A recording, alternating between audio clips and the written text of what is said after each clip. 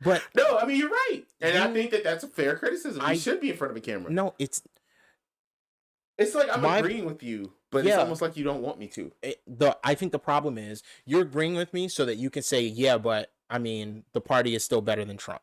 And what I'm trying to get you to understand. No, that's not what I was going to say. Okay. But what I'm trying to get you to understand is voting for Biden in a landscape where the Democratic Party is using Biden as a vehicle for them to continue to be undemocratic is not a good idea. They are doing all of the things that I think will lead us to a place where we get a much, much, much worse leader from a not Democratic Party, because they are just proving that they are continuing to be morally bankrupt. So when somebody else who's actually morally bankrupt out and out, like Trump is, comes along, everybody's going to equivocate. They're going to say, well, the Democratic Party is just as bad, and they're going to be right.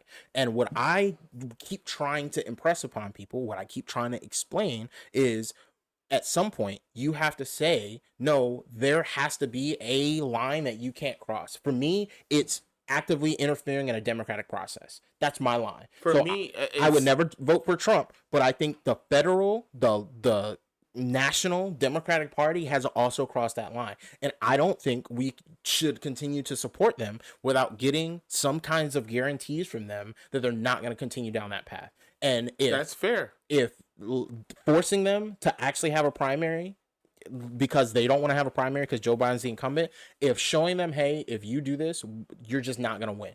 Point blank, period. We're going to vote in the general for somebody who's not the candidate y'all are pushing. And I'm sorry, in the primary for a candidate is that y'all are not pushing. And then in the general, you will not win. You will not win by humongous margins because we don't agree with this.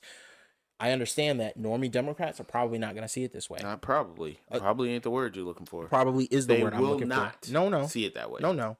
They're going to go to the polls. And this is the thing. The reason you and I are we're in complete agreement. It's just that the problem that I have with your way of thinking is, when I look at the landscape of what we got going on, there are certain aspects of a second Trump term, of a Republican senatorial win, the Republicans taking over the House, that I don't think that our communities can afford. You know what's funny?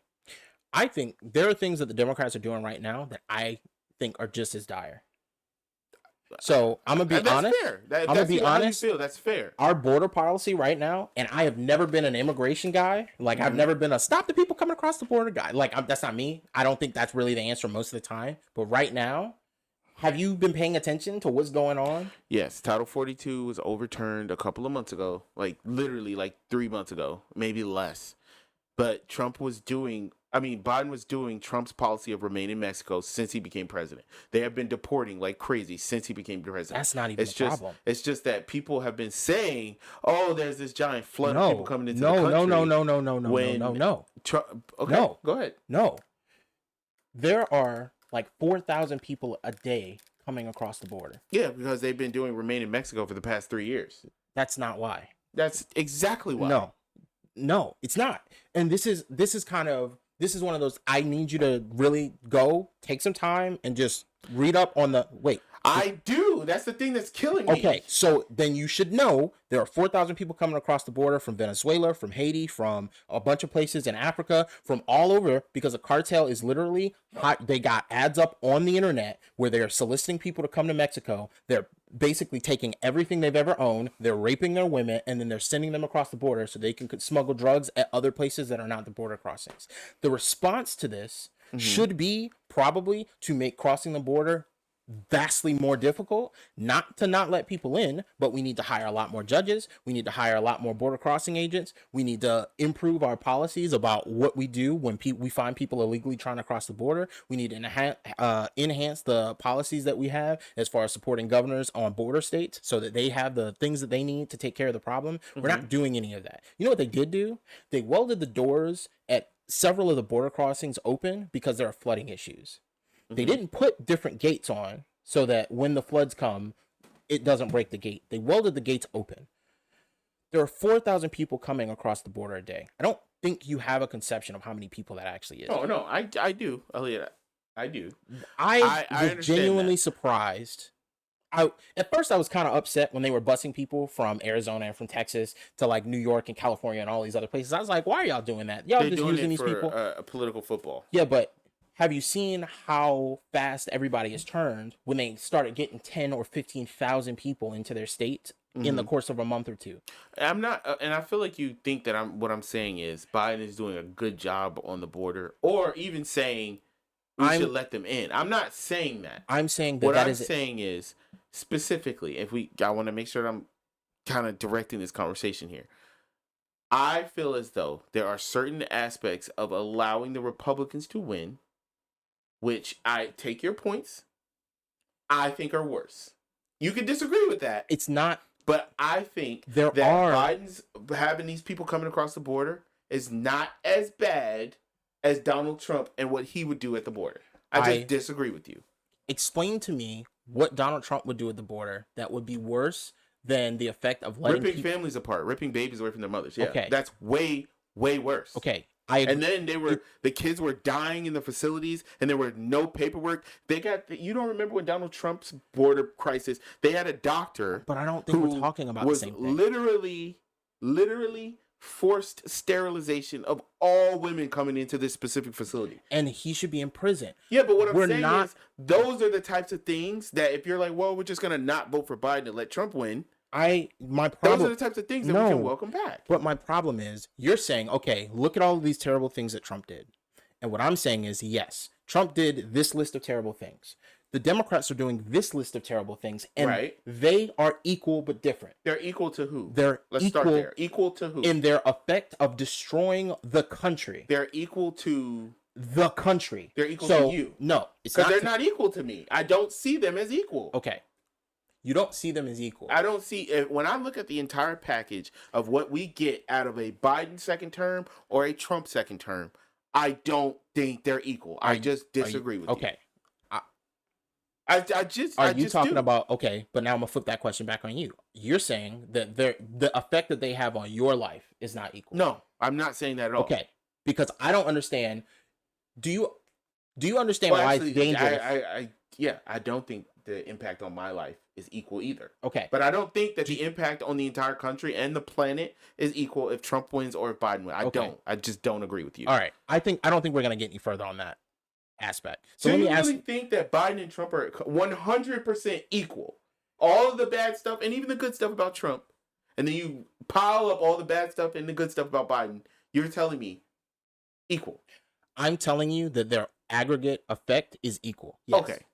You're saying basically over the long term, we're getting basically the same thing out of both of them. Basically. The problem is basically the same thing is doing a lot of the heavy lifting. My problem is the aggregate result, right? Okay. So that means over time, here's all of the negative and positive. What is the worst thing that Trump is going to do, and what is the outcome? Probably just end democracy overall and try to become a dictator and then start a civil war if it doesn't work. Okay. That's probably the worst thing. And I'm telling you that the way the Democrats are moving, that's exactly what's going to happen. So to me, both roads lead to the exact same place. You think that the Democrats are trying to not have an election in 2028? No. Because I think that's what the Republicans wanted. What the Democrats are doing is guaranteeing that half the country is never going to trust our government. That's what they're doing. So if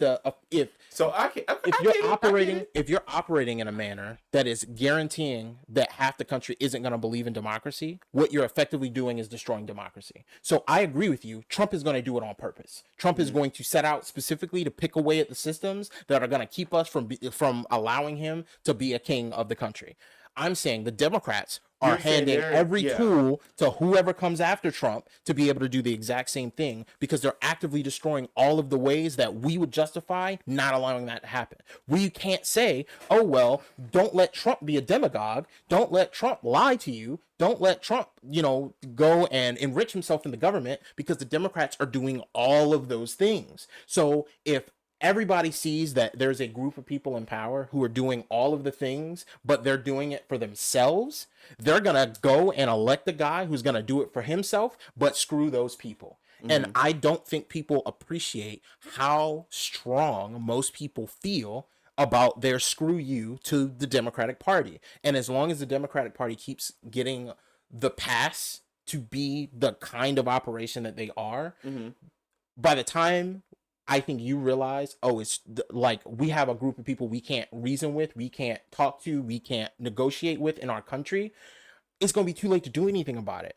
Now is the time. I guess I just disagree. I understand. I hear you.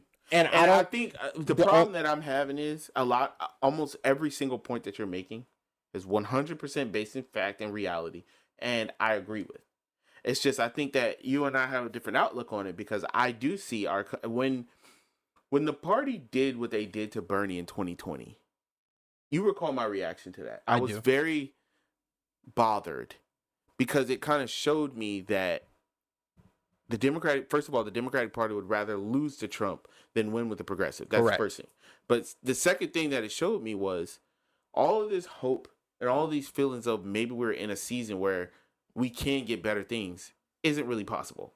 And so what it showed me was we've got to make these terrible decisions of voting for the lesser of two evil, because one, the mainstream media has a stranglehold on the older generation. And I don't think that this is a long-term thing. I don't think this is going to go on forever. I really don't believe that. And but I think that the Democratic Party, with all of its flaws, is still better than the ridiculousness of the Republican Party. I'm never going to agree. Here's the dangerous thing. That they're equal. I just here's don't the agree dangerous with that. thing about what you just said, okay? What you just said is they showed me that I can't win if I don't do what they want me to do. No, they showed me wait. They showed me that they're not going to, the current structure is not going to allow for a progressive candidate. But yet, no, is how I feel. No. You're saying no, but that's how I feel. Okay, I understand that that's how you feel. But now we're not talking about facts anymore. You have not presented a single fact that shows me why a progressive would ever win. Oh, I can do that. I didn't lay any of that out. Tell me the country is extremely progressive. Okay, when you look at, when I'm talking about specifically when you look at policies, the progressive policies such as universal health care, such as universal child care, things like that, programs that are progressive programs. So I want to stop right there. When has that not been the case? From the 1980s, probably until about 2015. Do you think that's actually true? Yes. I think that the country was lullabied to sleep since the Reagan administration into believing that we don't deserve nice things. We can't afford it. We can afford these giant wars, but we can't afford healthcare. I do think that shift has started, and it started in about 2008, but really in about 2015. And I don't think that we're done yet. The younger generation is extremely progressive. You look at every single poll, and I do think as the generations shift, yes, I do think that the change is going to happen. Because if you historically look at America, and you look at the eras of when the Democrats were, or even the Progressive Party, because during the Lincoln administration, they were Republicans at the time. The Progressive Party had moments of prominence, and then you had the FDR era, and then you had LBJ, where the Democrats were destroying the Republicans for generation after generation. Here's a problem, okay? One,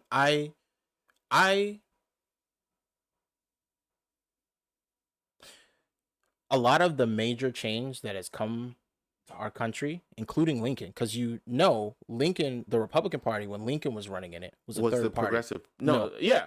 It not just the Progressive Party. It was a third party. It specifically was not either of the two main parties in power.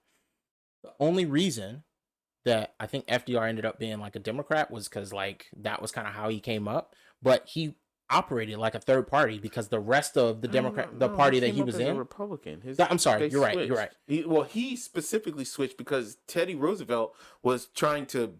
He started a new party called the Bull Moose Party, where he was trying to basically be the Progressive Party, and the Democrats weren't being progressive in the 40s, in the 30s, and then FDR made them progressive. Correct. That's my point. He basically fired a whole bunch of people and dragged the party with him. And what I'm saying to you is, at no point in our country's history were the people not for progressive policies. The people have always been for progressive policies, with some notable exceptions like slavery and a couple other things, okay? Yeah. Like, obviously. But I do think general, that right now we're living in a different age and than what those I'm telling examples because of the corporate media and the corporate money in the election. You have to account for that. No. You are saying corporate media, and what I'm telling you is most of corporate media is really state-run media in in Yeah, another they do term. corporate propaganda for the corporate candidates. You're saying for the corporate candidate. Okay, Yes, because Elliot, okay, mainstream media doesn't care about Obama or Trump or Biden. CNN and Fox News, they don't care about them. They care about the agenda they're pushing, which is in service of the person that's paying the media organization and the candidate. okay. But I want to go back to my original question, which was, how do you see a progressive, what is going to change about what you just described that is going to allow a progressive candidate to win? Because the corporate media is not going away. No, well, yes, it is. No, it's yes, not. It is. And it's I'll tell just you why. changing shape. No, I disagree with you. Look at, first of all, you know that news media viewership has been on the aggressive decline, as you know. Who's picking up their viewership, though? What do you mean, who's picking it up? So. Oh, yeah, online media. Okay. So when you say corporate media is not going to leave, yes, it is. Oh, okay. No, it's not. I'm telling you, 15 years from now, people are not going to be watching CNN. You're just wrong. I don't know what to tell you. Okay, you're just wrong. How? Here's what's going to happen. Corporate media on TV is going to go away. That's what I'm talking about. No. What's going to happen is corporate media is going to say, oh, well, where are the eyeballs? Oh, the eyeballs are on the internet. Okay, let's start buying those companies. And they're going to acquire The Hill. They're going to acquire Breaking Points. They're going to acquire all of these online media operations. They might not sell out today. They might not sell out tomorrow, but eventually they're going to sell out because that's how the pressure works. So they're going to keep turning the screws. They're going to go to the government and they're going to do just like they're doing in the UK, and they're going to change the laws to favor themselves. And then they're going to be able to acquire those companies, and then they're going to get those same ears and eyeballs again. And then we're going to be right back here. And I'm going to be asking you the same question, because the thing that's not changing is government is not doing the thing that government needs to do, which is to check capital. That's the whole point of government. Government is supposed to be the people's collective power is sent to offset capital, because capital is that strong. And we need capital. I think capitalism has a place. It's not the best system. It's just the best system that we have because all the other ones don't work. So if the government is not checking capital, capital is running the government. And as long as capital is running the government, the Democratic Party, the Republican Party are never going to be truly adversarial, especially when one of those parties is actively not being democratic. You can't put any other influence. You keep saying one of those parties. Because for all of their other faults, the Republican Party keeps having primaries. What are you talking about? The Republican Party just tried to steal the election. They've been trying to protect the fascist leader this entire time. And guess what? Even though they've been trying to protect him the whole time. They have been protecting him. Wait. Because they have been protecting him the whole time. And still, they're having primaries. They're allowing other people to run in the party who don't agree with him. They are. So I guess both parties are doing different fascistic behaviors. Because the problem is, the Republican Party, the people voting want that to happen. The fascist stuff. Yes. The people want that to happen. So they're voting for fascism. The Democratic Party voters are not voting for the Democratic Party to be fascist. Do you understand the party is doing it? The party is doing it. But again, I'm going to ask you what you asked me. In effect, aren't they both doing the same thing? Yes, but the outcome is different. So explain to me how the outcome is better for the Republicans and worse for the Democrats. When Republican voters say, you know what, actually, you're not doing anything I want you to do. We're going to vote for somebody else. The party is going to allow that to happen because the party is set up to be democratic. Now, I understand there is some danger, right, that the Republican Party could flip on a dime and start trying to play the games the Democrats are playing. That's always a risk. But the difference between the voter base of the Republicans and the voter base of the Democrats is Republicans will just take their ball and go home. They say, I'm not voting for that. And they'll just walk. And they have that right. That's why the Republicans will only get so far outside of what their base allows. The Democrats don't have that pressure. They don't care at all about what the base wants. Stop the Steal is a perfect example. Cenk made horrible, terrible, not good arguments and tried to act like all of his positions weren't borne out to be exactly what the Stop the Steal people were saying. He's trashing Jimmy Dore, rightfully so, because Jimmy is being not a good person. But he's wrong about Stop the Steal. The squad had the ability to fight for their case, and they just chose not to. I understand why they made that choice. So they could have forced a up-down vote on Medicare for all. Oh, not Stop the Steal. You're talking about force the vote. I'm sorry. What did I say? Yes. You're talking about force the vote. I'm sorry. That's why I was like, really that's why you're confused. I'm sorry. No. And you and I, if you remember, and we need to probably wrap. Yeah.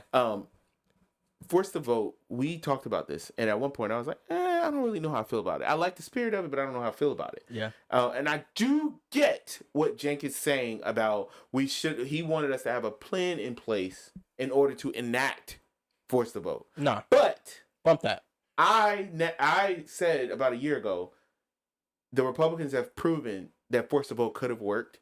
Even if they voted it down, it could have worked. Here's the problem. That has always been the problem, okay? Yeah. The Republicans proved that it could have worked, and they didn't do it. Here's the now, problem. that's a conversation for a different day. Here's the problem that's always been the problem, okay? Okay.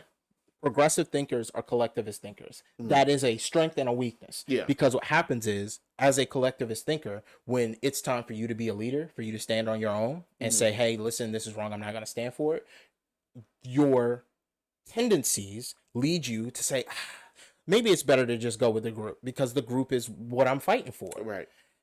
That is why the everybody was kind of like, maybe Force the Vote's not really the way to go, when it absolutely was, because they had all the power in that. Well, I'm kind of glad, to be honest with you, I'm kind of glad they didn't do it, because I'm not. Jimmy, first of all, Jimmy is toxic, and I don't want him anywhere near any of the prominent progressive candidates. Second, he, as you probably know, is basically a Republican now. He pulled what's the guy? Dave Rubin. On he did pull a Dave Rubin. But I think he was always going to do that. So you think so? Because I'm not going to lie. It made me kind of sad because I was a fan. Here's the problem, okay? When people talk about white moderates, Jimmy Dore is who they're talking about. Yeah. Jimmy Dore is the sort of person who's like, listen, I'm right. My opinions are right. And if you don't agree with me, you're just wrong. That's the part that I can't get with. I mean, because it's he's not the only one that's like that. He attacks the Democrats so bad. You know, Mike Figueredo, he talked about how in the beginning of his show, he was cultivating a large Republican audience. Yeah. Because he spent a lot of his time, rightfully so, bashing Democrats. But then he realized to moderate his commentary to make sure he's not painting a picture where it's like, here's something the Democrats did that's bad, and it's very true. Here's something else they did that's bad, and it's very true. But and then people start thinking, oh, well, the Republicans must be better. I guess the Republicans are right by default, because here's this channel that never tells me any of the stuff that they're doing. So, but again, like, it's kind of, and I think this is probably a good place to stop, because I think at the end of the day, like, the thing that worries me about the Democratic Party has never been that they're not going to be better than the Republicans. It's going to be that the effect of them constantly fighting to only be just better enough than them, that they can say that they're better, is going to destroy the actual democratic process, because everybody's going to start to say, and nobody's going to have an appropriate rebuttal, hey, we don't really have a choice. It's all the same. Let's burn it down. And at the point where you're doing things that get people to the place where they say, let's burn it down, I think you're actively, making the country worse. So I think we need to force the Democrats to make a change. And I think that's where we're at. I'm with you. All right. The primary. So vote in the primary. Yeah, get involved. 100%. Because if you're like I am, and you really do say, okay, I don't think Biden is a good idea, we really should do something else. Well, vote in the primary. Vote for somebody else. And if we put enough pressure on, we'll get a different person. But the problem is, most voters, as the media wants us to do, completely ignore the primary. So we get the crappy Hillary Clinton versus Donald Trump election, and then we're all like, oh man, now we got to vote for Hillary Clinton or Donald Trump. All I can say is, go vote for Marianne Williamson or RFK. I'm definitely voting for Marianne. Literally, it doesn't matter who you vote for as long as it's not Biden. Like, it's our time to thumb our noses. Vote for Biden. No. Vote for somebody that's not Biden, because Biden didn't earn your vote for, though. Don't vote for Biden. What if Biden earned their vote? What if he did something they liked? He cannot speak. Do not vote for him. Arguably, Trump can't speak. Don't vote for Trump either. There you go. All right, same. Don't vote for either of these months. Let's get some new people in there. But listen, do your research. That too. So I think that's a good place to stop. This has been the Pensive Brothers Podcast. I'm Elliot. This is Aaron. And we are out.